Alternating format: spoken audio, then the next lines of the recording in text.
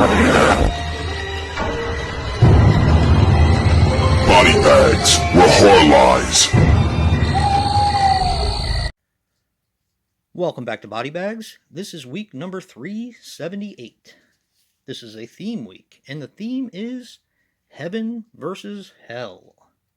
I'll be your host, Jason from Horrific Nightmares, and this week I picked The Unholy. The Unholy is a 1988 film which runs approximately 102 minutes and is directed by Camilo Villa. Now,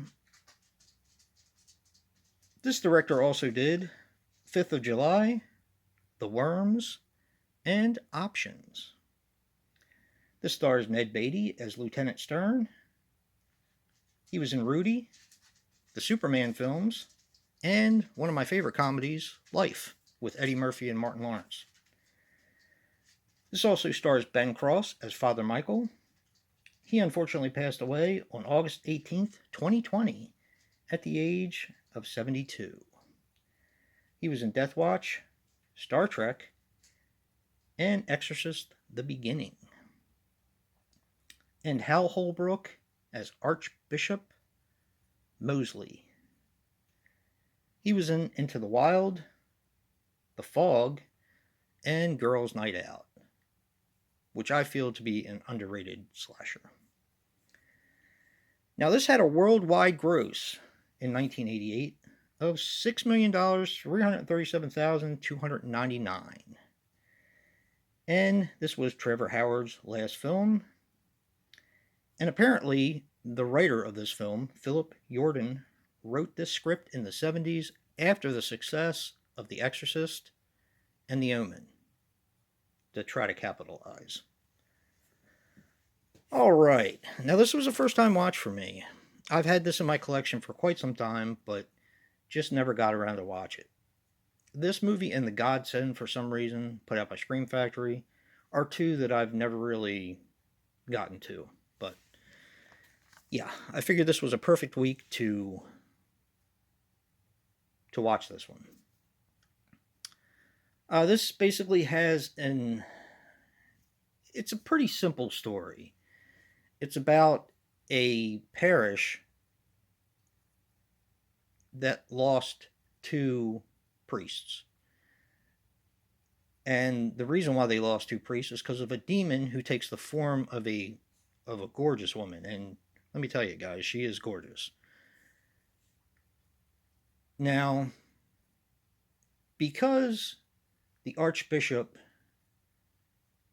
feels like Ben Cross is the chosen one, per se, they decide to give him this parish so he can battle the demon and bring peace, I guess.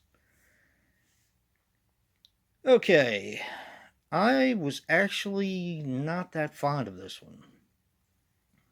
It was okay. It was worth a watch, in my opinion.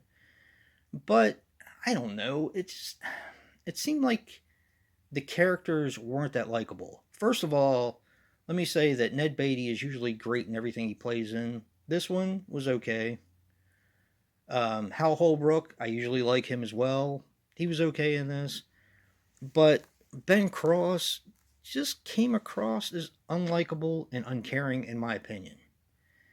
And some of the religious aspects of the film I thought were a bit much.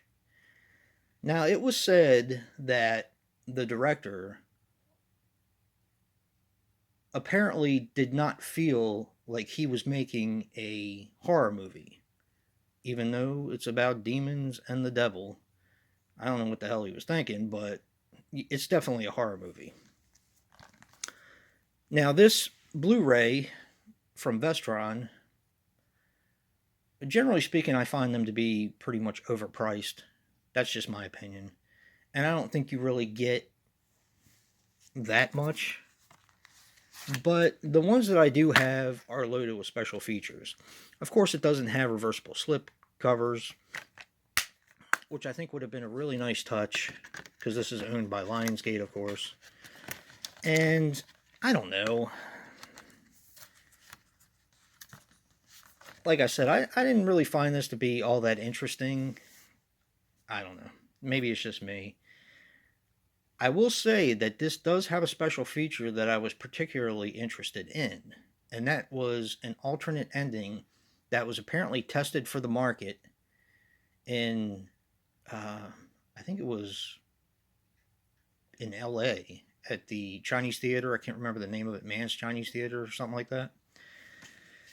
And of course, this was previewed for the crowd, and they felt like the ending was too light, not enough going on.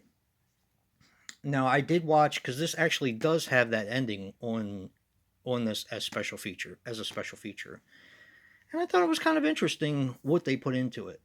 Now, I will say that the special effects were definitely better than I thought they were going to be, because this is the '80s, and things were done primarily with practical effects.